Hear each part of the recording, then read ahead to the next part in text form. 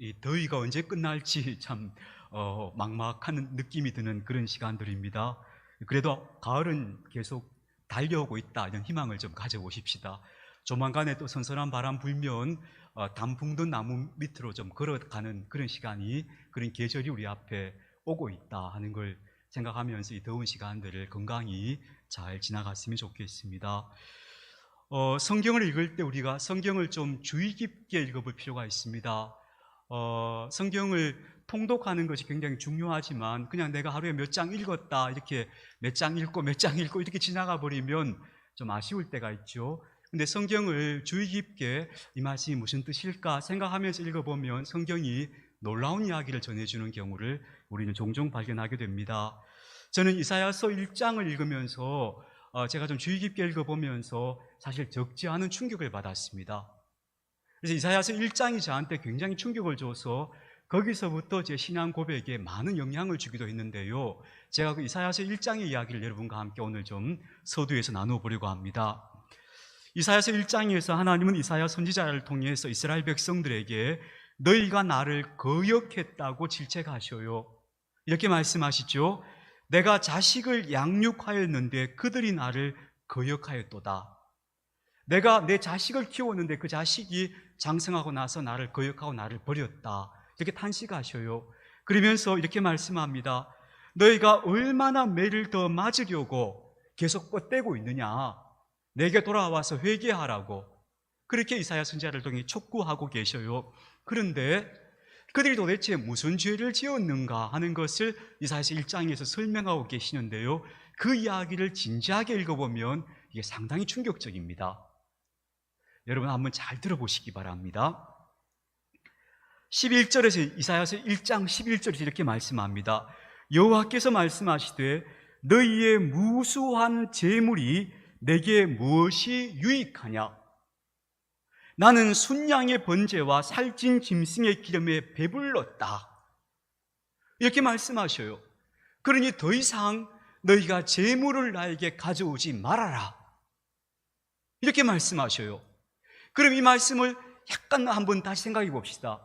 그럼 이 백성들이 하나님 앞에 열심히 제사를 드렸다는 겁니까? 안 드렸다는 겁니까? 드렸다는 거예요. 하나님 제단에 와서 열심히 밤낮으로 제사 지내서 그 제사의 기름 때문에 하나님께서 내가 정말 더 이상 꼴도 보기 싫다 할 정도로 제사를 열심히 드렸다는 겁니다. 그럼 도대체 무슨 죄를 지은 거죠? 생각해 보세요. 제사가 우리한테 예배 아닙니까? 예배를 열심히 아침 저녁으로 드렸다는 겁니다. 근데 뭐가 문제지? 이런 생각 안 드세요? 이어지는 말씀이 또 이런 말씀이 있어요. 13절에 월삭과 안식일과 대회로 모이는 것도 그러하니, 그것도 싫다는 거예요. 그러면 이렇게 말씀하시오. 내 마음이 너희 월삭과 정한 절기를 싫어하나니, 이러셔요. 이건 또 무슨 얘기입니까? 월삭, 매월 그 이틀마다 첫째 날마다 열심히 하나님 앞에 와서 예배 드렸다는 겁니다. 안식일마다 또 정한 절기마다 꼬박꼬박 열심히 하나님 앞에 왔다는 겁니다. 그런데 하나님이 나는 더 이상 너희가 그 지키는 절기도 싫다, 이렇게 말씀하시는 거예요. 도대체 이 백성들한테 뭘 원하시는 거지? 성회와 더불어서 악을 행하는 것을 내가 견디지 못하겠다, 이렇게 말씀하셔요. 그러니까 예배 열심히 드렸고 제사 많이 드렸고 다 한 거예요. 근데 악을 행했다는 거예요. 그럼 도대체 이 악이 뭐냐 하는 걸 우리가 이제 묻게 되는데요, 하나님께서 책망하시는 일은 제사 드리는 것이나 안식일이나 절기를 지키는 것과는 관계가 없었다는 거예요. 그것 때문에 이 백성을 책망하시는 게 아니라는 거예요. 이 백성은 하나님 앞에 충분히 제사 드렸고 안식일도 잘 지켰고 할 거 다 했어요. 근데 하나님께서 이 백성이 악을 행했다고, 이 백성이 나를 거역했다고 탄식하시는 거예요. 왜 그러신가? 16절에 이렇게 나옵니다. 스스로 씻으며 스스로 깨끗하게 하여서 내 목전에서 너희 악한 행실을 버리고 행악을 그치라. 그러며 이어지는 말씀이 이런 겁니다. 선행을 배우며 정의를 구하며 학대받는 자를 도와주며 고아를 위하여 신원하며 과부를 위하여 변호하라. 이렇게 말씀하셔요. 그럼 이 백성의 악이 뭐라는 겁니까? 그들이 불의한 일을 행하고 학대받는 자를 외면하고 고아를 돌보지 않고 과부의 편을 들어주지 않았다는 거예요. 그게 이 백성이 지은 죄라는 거예요. 이 백성의 죄가 하나님 앞에 제사를 드리지 않았거나 하나님을 외면하고 가서 다른 데 갔는 거 아니고 꼬박꼬박 절기도 지키고 제사도 잘 드렸는데 그들이 고아를 외면하고 과부의 편을 들어주지 않고 불의한 일을 행하고 거짓을 행했을 때 하나님께서 나는 너희가 나를 거역했기 때문에 너희가 얼마나 매를 더 맞으려 했느냐 하시며 탄식하고 계시는 거예요. 다시 말하면 하나님께서 탄식하시는 그 백성의 죄는 정의가 없었다는 거예요. 그들의 삶에. 이게 하나님께서 그 백성을 이토록 책망하시는 이유였던 거예요. 제가 이 말씀을 듣고 왜 놀랬는가, 충격을 받았는가 하면 생각해 보세요. 제가 어렸을 때부터 교회를 다녔는데요, 교회에서 제가 자주 많이 들은 얘기는 뭐냐 하면 예배 잘 드리고 하나님께 11조 잘 드리고 그 다음에 교회 충성하고 그리고 또 뭐예요? 내가 도덕적으로 깨끗하고 육체적으로 정결하고 음욕을 품지 않고 이렇게 살면 그게 그리스도인다운 거야, 이렇게 배웠단 말이에요. 그래서 사실은 우리 대부분 또 크게 거기서 벗어나지 않잖아요. 그런데 이사야서에 보니까 그게 아닌 거예요. 하나님께서 진짜 그 백성을 보고 책망하시는 악은 그게 아니고 그들 속에 정의가 없는 거예요. 그걸 하나님께서 정말 탄식하고 계시는 거예요. 그게 제가 보면서 깜짝 놀랐던 거예요. 이상하다. 내가 지금까지 성경을 읽어왔는데 난 이런 구절을 왜 몰랐지? 이 주의 깊게 읽지 않았던 거예요. 그래서 여러분, 성경에는요 표면적인 메시지가 있어요. 성경을 읽으면 이거 표면적인 메시지 밑에 감추어진, 그래서 성경 전체를 흘러가는 중요한 메시지가 있어요. 그 메시지가 바로 뭐냐 하면 정의에 대한 메시지예요. 그래서 오늘 정의란 무엇인가 하는 것을 여러분과 함께 좀 나눠보려고 해요. 이사야서 1장 21절에 이렇게 말합니다. 거기서 이제 정말 답이 나옵니다. 신실하던 성읍이 어찌하여 창기가 되었는가? 정의가 거기에 충만하였고 공의가 그 가운데 거하였더니 이제는 살인자들 뿐이구나. 이렇게 하나님이 단식하시는 것. 그래서 27절에 이렇게 말해요. 시온은 정의로 구속함을 받고 그 돌아온 자들은 공의로 구속함을 받으리라. 다시 말하면 정의를 회복하면 하나님께서 살려주시겠다는 말씀이에요. 너희가 정의를 회복하는 것이 너희가 구원받는 길이다, 이 백성이 사는 길이다 라고 하나님께서 말씀하시는 거예요. 문제는 정의였던 거예요. 제사가 아니고 안식일도 아니었고 정의가 그들의 문제였던 거죠. 제가 예전에 어떤 목사님 설교를 듣는데 목사님이 이런 예화를 말씀하시더라고요. 어떤 분이 아주 신실한 분이 한 분 계셨는데 이분이 회사를 경영하고 계셨어요. 그래서 이분이 당신이 아주 신실한 그리스도인이니까 내가 이 경영한 이 회사의 모든 직원들이 하나님을 알았으면 좋겠다, 그리스도인이 되었으면 좋겠다 하는 소망을 가지신 거예요. 기도하면서 그래서 이분이 어떻게 했는가 하면은 보통 우리가 왜 현장에 일하시는 분들 한 8시까지 출근하시잖아요. 근데 예배 드려야 하니까 7시 반까지 오라고 직원들한테 광고를 하신 거예요. 여러분 그 직장생활 해보셨겠지만 저도 짧게 그런 직장생활 해본 적이 있거든요. 8시에 가서 8시까지 출근하는 거예요. 가면 제가 그때 다니던 공장에서는 점심시간을 30분을 줬어요. 후다닥 밥을 먹고 점심 먹으면 이제 막 바쁜 거예요. 밥 먹고 잠깐 앉아 있다가 또 일하러 가야 돼요. 그럼 이제 오전에 중간에 15분, 오후에 15분 또 쉬는 시간을 줘요. 그래 합쳐서 쉬는 시간이 하루에 1시간이에요. 8시에 시작해서 보통 정상대로 하면 5시에 작업이 끝나야 되지만 5시에 끝나는 경우가 없어요. 대부분 잔업이 이어져요. 그럼 보통 집에 오면 9시, 10시예요. 하루 종일 서서 일하다가 집에 9시, 10시 오면 막 쓰러지면 그대로 잠이 들어요. 아침에 억지로 일어나가지고 8시까지 가야 돼요. 그러니까 그런 생활을 한 몇 달 하니까 정말 아무 생각이 없더라고요. 그렇게 직장생활 보통 하시잖아요. 근데 그런 사람들한테 7시 반까지 오라 한 거예요. 그러면은 7시 반까지 오면 이건 시간의 수당을 줬느냐? 안 줬어요. 예배 드려야 하니까 당신들 7시 반까지 오라 해놓고 수당을 더 준 것도 아니고 휴식 시간을 더 준 것도 아니고 일을 일찍 맡아준 것도 아니에요. 그대로 일을 다 시키면서 예배 드려야 되니까 7시 반까지 오라 한 거예요. 하나님께서 그렇게 드리는 예배를 받으셨겠어요? 어떻게 생각하세요? 하나님이 그런 예배를 기쁘게 받으셨겠습니까? 아닌 거죠. 이사야 선지자의 입장에서 보자면 그런 예배는 하나님을 귀찮게 드리는 예배인 거예요. 정의가 없는 예배를 드리고 있는 거예요. 진짜 그 사람들을 예수 믿는 사람으로 만들고 싶었다면 30분 휴가 시간을 주든지 아니면 8시에 오라 해서 30분 예배 드리고 8시 반부터 일을 하든지 그래야 되는 거 아니에요. 근데 자기 욕심은 하나도 안 내려놓고 그 사람들 데리고 와서 예수 믿겠다 해 30분을 더 고역을 시키니 그게 어떻게 복음이 전해지겠어요? 그리고 그들이 드리는 예배를 어떻게 하나님이 받으시겠어요? 중요한 것은 정의였던 거예요. 정의. 정말로 아침에 8시까지 출근하는 사람들에게 아침에 30분은 천금 같은 시간 아닙니까?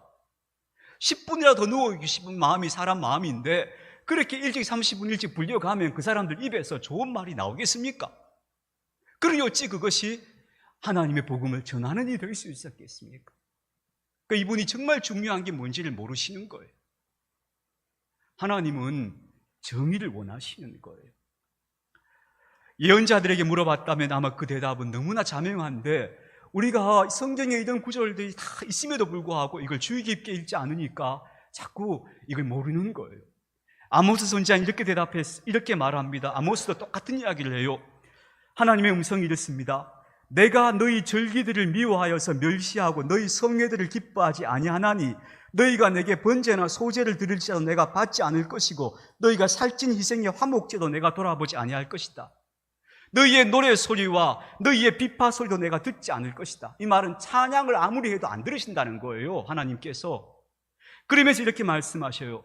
오직 정의를 물같이 공의를 마르지 않는 강처럼 흐르게 하라는 거예요. 그게 내가 원하는 것이라고 아모스 선지자를 통해서 말씀하셨어요. 뭐가 중요합니까? 하나님께서 정말 뭘 원하십니까? 이걸 우리가 잘 분별해야 되지 않겠습니까? 저는 이 분별력이 한국교회에 없었기 때문에 한국교회가 이렇게 지금 어려움을 당하고 있다고 생각합니다. 뭐가 더 중요한지, 하나님이 정말 뭘 원하시는지를 분별할 수 있어야 그래야 우리 그리스도인의 삶이 건강해지고 바르게 세워질 거라고 믿습니다. 그래서 여러분, 하나님께서 원하시는 그 정의란 게 도대체 무엇인가 하는 것을 잠깐 한번 살펴보려고 합니다. 우리가 보통 정의라고 생각하면 공평한 것을 생각하게 되지요. 맞습니다. 정의는 공평함입니다. 정의의 차원을 여러 가지를 설명할 수 있는데 첫 번째가 법적인 정의가 있을 거예요. 사법적 정의. 예컨대 어떤 사람이 두 사람이 똑같은 죄를 지었어요. 그럼 그 두 사람은 똑같은 처벌을 받아야 돼요. 한 사람은 봐주고 한 사람은 처벌을 하고 이러면 이게 정의가 아니잖아요. 이런 정의는 사법적 정의인 거죠. 공평하게 하는 거예요. 공을 세웠으면 똑같이 상을 주고 잘못했으면 똑같이 처벌하고 이게 사법적 정의인 거죠. 이 정도 정의만 제대로 지켜줘도 그 공동체는 건강한 편이겠죠. 그죠? 이게 이제 사법적 정의라고 말할 수 있겠는데요. 또 한 가지 일반적으로 우리가 보통 정의라고 할 때 그보다 조금 더 높은 차원에서 정의는 기회를 균등하게 주는 걸 거예요. 똑같은 기회를 주는 거예요. 그래서 거기서 서로 경쟁해서 자기가 자기 몫을 차지하도록 하는 거예요. 기회를 균등하게 주는 것, 이건 정의겠죠. 그죠? 그래서 이 균등하게 하는 것, 그래서 서로 공평하게 하는 것을 정의라고 말할 수 있을 겁니다. 신분에 따라서 사람을 차별해서 어떤 사람에게는 기회를 주고 어떤 사람에게는 기회를 안 주고 남자에게는 기회를 주고 여자에게는 기회를 안 주고 뭐 이런 식으로 차별한다면 이것은 정의가 아닌 거죠. 그러니까 정의는 먼저 사법적 정의가 있을 수 있고 그 다음에 일반적으로 기회를 균등하게 준다라고 하는 그런 의미에서 정의가 있을 수 있습니다. 그런데 성경적 정의는 뭐냐? 이게 중요하지 않겠습니까? 성경적으로 봤을 때 성경에서는 정의를 뭐라고 얘기하느냐 하는 건데요, 오늘 본문 말씀이 매우 그래서 중요한 말씀입니다. 이렇게 말씀하고 있어요. 누가 너한테 돈을 빌려갔어. 누가 저한테 큰 돈을 빌려갔어요. 근데 그 사람이 돈을 못 갚는 거예요. 그러면 가서 그 사람 집에서 무슨 저당물을 하나 가져와야 될 거 아니에요. 그냥 달라고 말만 하면 그 사람이 안 줄 거 아니에요. 그러니까 뭘 저당 잡으러 들어가야 되는데 집에 들어가서 그래서 제일 값진 걸 들고 나와야 될 거 아니에요. 근데 절대 손댈 수 없는 게 있어요. 그게 뭐냐 하면 맷돌이에요. 맷돌은 왜 손을 못 대느냐? 그걸로 곡식을 갈아서 음식을 만들어 먹어야 되는 거예요. 근데 맷돌을 가져와 버리면 그 사람은 굶어야 되는 거예요. 그러니 절대 그 사람 맷돌은 저당 잡지 못한다. 딱 규정을 주신 거예요.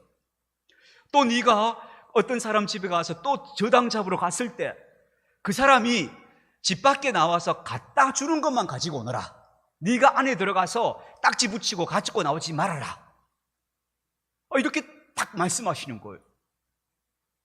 그러니까 이거는 누구 편 들어주시는 거예요? 빚진 사람 편 들어주시는 거예요. 거기다 하나님 이렇게 말씀하셔요. 아무리 네가 답답해도 그 사람 겉옷을 만약에 뺏어왔거든 해지기 전에 돌려줘라. 그 사람이 밤에 덮고 잘 것이 없어 추워서 아이고 하나님 하면은 내가 너 가만 안 둔다. 그래 너 그 사람 겉옷 뺏어왔거든 반드시 해지기 전에 추워지기 전에 돌려주라고 하셔요. 하나님이 지금 누구 편 드시는 겁니까? 빚을 준 사람 편을 드는 겁니까? 빚진 사람 편을 드는 겁니까? 빚진 사람 편을 들어주고 있는 거예요. 이게 하나님의 정의예요. 하나님의 정의는 그저 공평하기만 하는 게 아니에요. 하나님의 정의는 약한 사람 입장에서 그 약한 사람의 편을 들어주는 것이 하나님의 정의예요. 그래서 성경에서 계속 뭐라 하시는가 하면 고아를 돌보고 과부를 위해서 변론해주라고, 고아와 과부를 돌봐주는 게 그게 정의다고 말씀하시는. 그래서 심지어는 밭에 나가서 곡식을 거두었어요. 내 밭이에요. 내가 열심히 땀 흘려서 농사지은 내 밭인데 그 밭에서 곡식 거뒀다가 내가 묶어 놓고 한 단을 거기 흘려두고 그냥 집에 왔어요. 생각해 보니까 내 곡식을 거기 두고 왔네. 그때 어떻게 하시는 거예요? 도로 가지러 가지 말라는 거예요. 거기 그냥 두라는 거예요. 그럼 이거 누가 가져가겠어요? 자기 밭이 없는 사람, 자기 소유의 밭이 없는 사람들이, 먹을 것이 없는 사람들이 와서 이게 웬 거야? 가져가라는 거예요. 그리고요, 무화과 나무나 포도나무 열매를 딸 때도요, 거기 있는 열매 싹 다 따내지 말고 적당히 땄거든 그냥 두라는 거예요. 왜냐하면 자기 포도밭이 없고 자기 무화과 나무가 없는 사람들이 와서 그거 따먹고 살 수 있도록 남겨두라는 거예요. 이게 하나님의 정의였던 거예요. 여러분, 그래서 여러분 앞으로 정의가 뭐냐? 누가 여러분 뭐 묻지도 않겠지만 그러면 여러분 딱 정확하게 말씀하세요.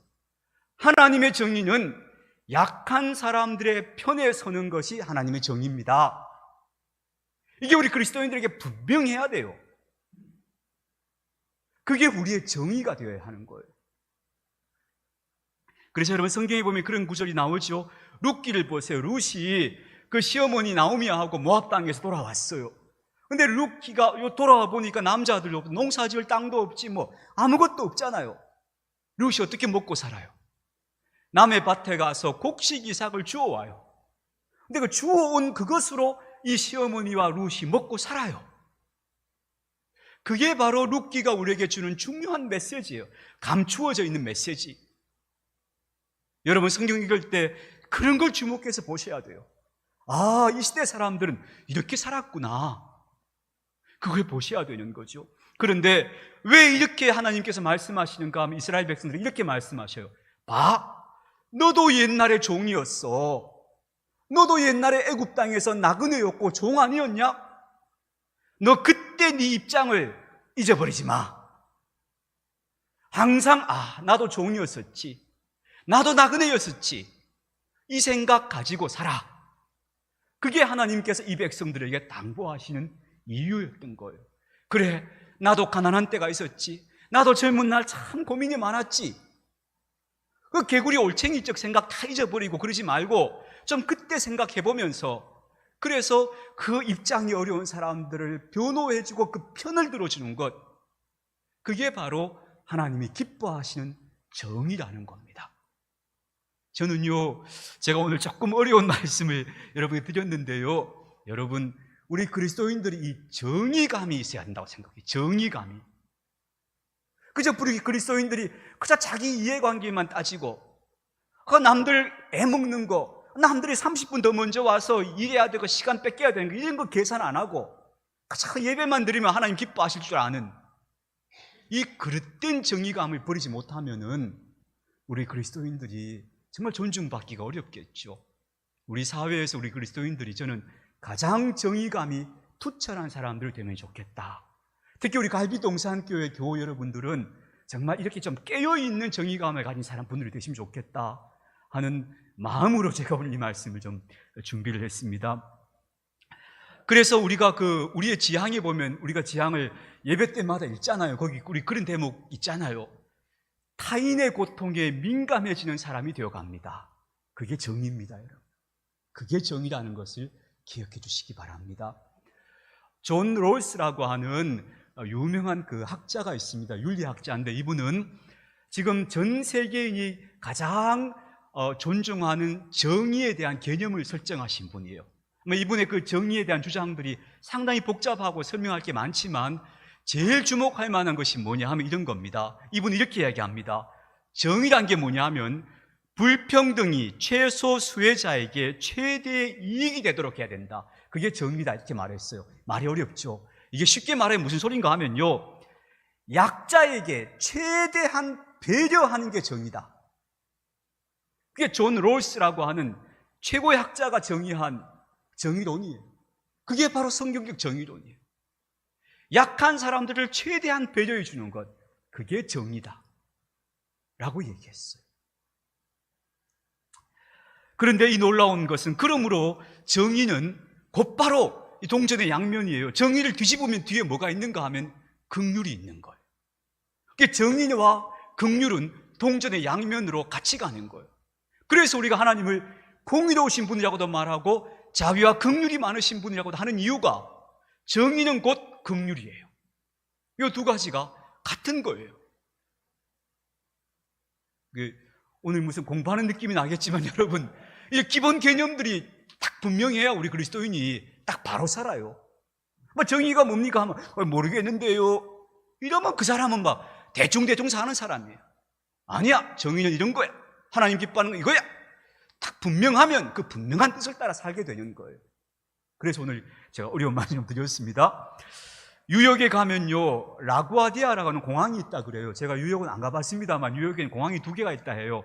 하나는 존 F 케네디 공항이라고 해서 아주 큰 공항, 세계적인 공항이 있고요. 또 하나는 그보다 적지만 라구아디아 공항이라는 공항이 있는데, 이 공항의 이름은 라구아디아인데 누구 이름인가 하면요, 뉴욕 시장을 지냈던 분의 이름이에요. 이분이 존경받는 분이어서 그분의 이름을 따서 공항 이름을 정한 거예요. 근데 이분이 판사였대요. 판사 시절에 무슨 일이 있었는가 하면, 이 라구아디아 판사가 어느 날 재판장에 앉아 있는데 한 남루한 노인이 잡혀온 거예요. 경범죄예요. 이 노인이 너무 배가 고파서 남의 지갑에서 돈을 20달러를 훔친 거예요. 그래서 그만 그게 들통이 나서 잡혀온 거예요. 근데 이 노인이 와서 이 재판장이 얘기하는 거죠. 당신 할 말 없느냐 했더니 노인이 하는 말이, 제발 좀 불쌍히 여겨주십시오, 이렇게 말을 했어요. 그때 라구아디아 판사가 말하기를, 당신이 20달러 남의 돈을 훔쳤으니까 그 책임져야 합니다. 그러니까 적어도 당신은 20달러는 변상해야 됩니다 라고 얘기했어요. 그게 정의죠. 맞죠? 그 사람 잘못했으니까 책임져야 하잖아요, 자기 행위에 대해서. 그러면서 이 판사가 뭐라 했는가 하면, 그러나 당신이 그렇게 가난하게 되어서 고통하는 데는 내 책임도 있는 것 같으니 내가 10달러 내겠소. 10달러를 냈어요. 그리고 그 재판정에 있는 사람들 보고 이렇게 말했어요. 여러분 중에도 책임감을 느끼는 사람이 있거든, 돈을 내시오. 그래서 거기서 그 사람들 돈을 다 모은 거예요. 그래서 그 노인의 20달러를 갚아주고 그 노인에게 나머지를 돌려줬다는 거예요. 이게 뭐냐 하면 정의와 긍휼입니다. 요 두 가지, 이게 절대 떨어지지 않아요. 정의롭기도 하고 긍휼이 있기도 해야 돼요. 요 두 가지가 우리 삶의 생활 방식이 되어야 한다. 저는 그렇게 믿습니다. 여러분 혹시 이런 경험 있으십니까? 어릴 때 형제 자매들과 함께 뭐 맛있는 거 더 먹겠다고 서로 싸워보신 경험 있으시죠? 전 제 동생하고 많이 싸웠어요. 제 동생하고 저하고 뭐 터울이 얼마 안 나니까 막 늘 싸웠거든요. 늘 싸웠는데 이런 기억이 나요. 라면을 이제 2개를 넣고 끓이는 거예요. 근데 더 먹고 싶잖아요. 그래서 서로 이렇게 갈라 담아야 되잖아요. 그러면 이제 2그릇에 딱 나눠놓고 서로 이제 제가 딱 나눠놓고 이제 한 잔을 제가 딱 차지하면 동생이 형은 왜 더 많은 거 가져가는데? 이러는 거예요. 그럼 내가 아니다 하고 또 싸우는 거예요. 이런 식의 싸움에서 제일 현명한 해결책은 뭔지 아세요? 그릇에 갈라 넣은 사람이 선택하지 못하도록 하면 돼요. 그죠? 내가 그릇에 갈라 담았어요. 근데 선택은 누가 하는가 하면 상대방이 하는 거예요. 그럼 갈라 담을 때 어떻게 담겠어요? 최대한 공정하게 담겠죠. 그러니까 정의라는 게 이렇게 고민해야 돼요. 고민해보면 그 자리에서 뭐가 정의로울까 하는 걸 찾아내야 한다는 거예요. 그러니까 여러분도 여러분의 삶에서 뭐가 정의로운 길일까 하는 것을 많이 생각하시기를 바라요. 나 혼자면 좋으면 안 되고 저 사람도 손해보지 말아야 되고 그렇다고 나도 손해볼 필요 없잖아요. 그런데 우리가 서로 가장 원만하게 정의로운 길이 뭔가 하는 걸 생각해 보시고요. 만약 그 사람이 나보다 약한 사람이라면 그 약한 사람을 유익하도록 그 사람을 배려해 주는 것이 정의다 하는 것을 여러분이 좀 염두에 두시면 좋겠어요. 시편 4장 5절에서 이런 말씀이 나와요. 의의 제사를 드리고 여호와를 의지할지어다 하셔요. 의의 제사를 드리라고 하셨어요. 양 잡아 제사 드리고 황소 잡아 제사 드리는 거 말고 의의 제사를 드리라고 하셨어요. 의의 제사. 그 의의 제사가 뭘까요? 정의를 생각하며 살아가는 삶일 거예요. 왜냐하면 하나님은 정의로우신 하나님이시니까. 그 정의는 곧 다른 표현으로는 긍휼이다 하는 걸 기억하며 정의롭고 건강한 그리스도인으로서 살아가는 그런 저와 여러분들이 되었으면 좋겠습니다.